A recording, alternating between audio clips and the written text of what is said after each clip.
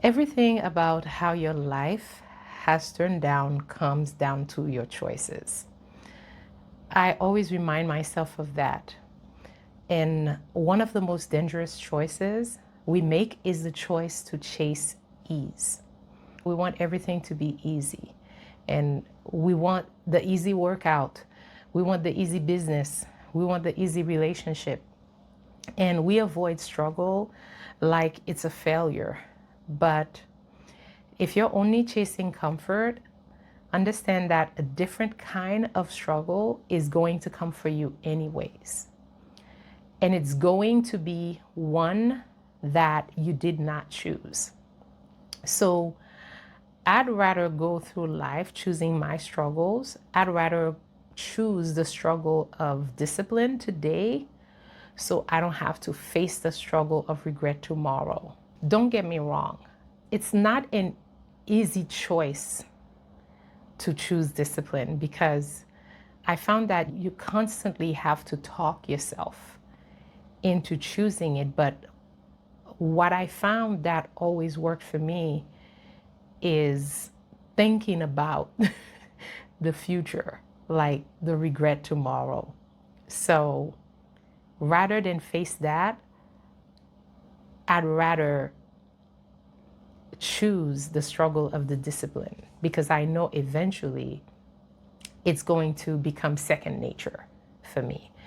And the other thing too is that the pressure that I felt like when you're the one who made it out, there is this constant pressure that you cannot afford to not be focused. You cannot afford to not be disciplined because it's like you're on this ticking time. Time is ticking and you have to be disciplined all the time. And it's a lot of pressure. And I know that in a way I was conditioned to always put myself under this pressure. Again, as the one who made it out. So today for day 5, I want to talk through 5 times I chose the hard path and what it actually cost me to buy my freedom. Yes, I was buying my freedom. Speaking of buying my freedom, I remember something that as a teenager I used to say to myself all the time because, again, my culture is a very male-dominated culture. And very early on, I realized that the way for me to get my freedom is to put myself in a situation where I'm working, I'm making my own money. So this way, there's not this dependency on someone else who controls the money, who controls the purse, who would dictate my life, my future, my choices, what I study, what I choose to do with my life. So I remember there's this saying that I used to say to myself all the time. In French, I used to say, "Le travail, c'est la liberté." So if I translate it, it's like work is freedom. So I knew early on that work, making my own money, will be my freedom, would afford me to buy my freedom. Another way to buy your freedom, we're talking about the cost of ease and why, as a future problem solver, I've realized that the hardest things are often the most rewarding. So let's talk about those choices that I made. Choice number 5, it was deciding to study in the dark. I told you about the national exam in Haiti where I ranked number 10 in the country. It would have been easier to say the power is out, I can't study, or the room is too hot, to think about calculus. But I chose the struggle of the kerosene fumes and the burning eyes. I chose the heat and the shadows because I knew that my education was the only blueprint that I had to build a life beyond those walls. So that hard choice was the foundation for everything I am today. And it truly is. So when you choose the struggle that leads to a goal, the reward on the other side, I feel, is a version of yourself that no one can take away. No one can take away that version of yourself. All right, number 4, it was choosing to stay in the US alone in 1997. The easy choice was to go back home. Yes, they told me to come back. You have to understand how hard that decision was for me.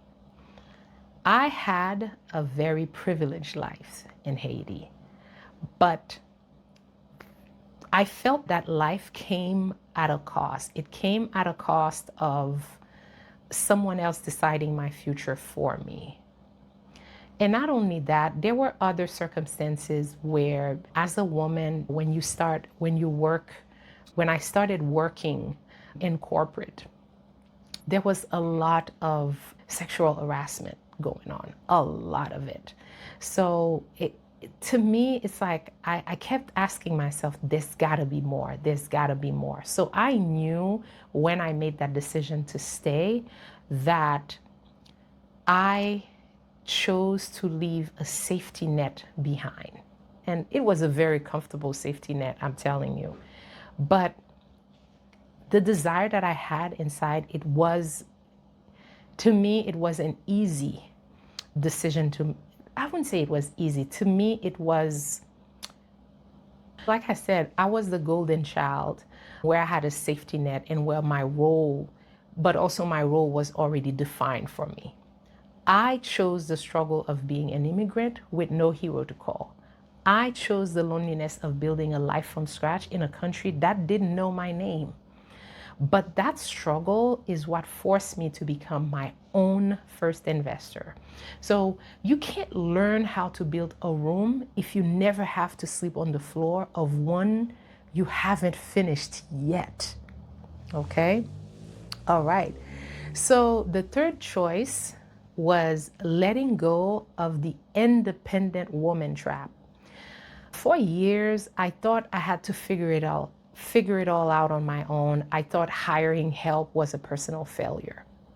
But as a future problem solver, I realized that the easy way, trying to do it all, was actually the most expensive way to leave.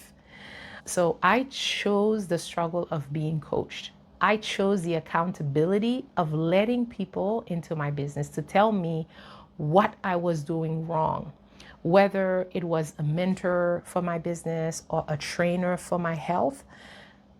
I saw it as I'm investing in people who know more than I do, so I can learn the mechanics of their success and keep that knowledge forever. So accountability isn't a failure. It's actually a high performance tool. All right. All right. Number two was I chose to be too much.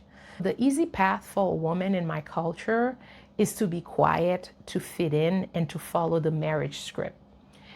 It is much harder to be the woman who speaks up, the woman who climbs the roof, the woman who demands a room that wasn't built for her.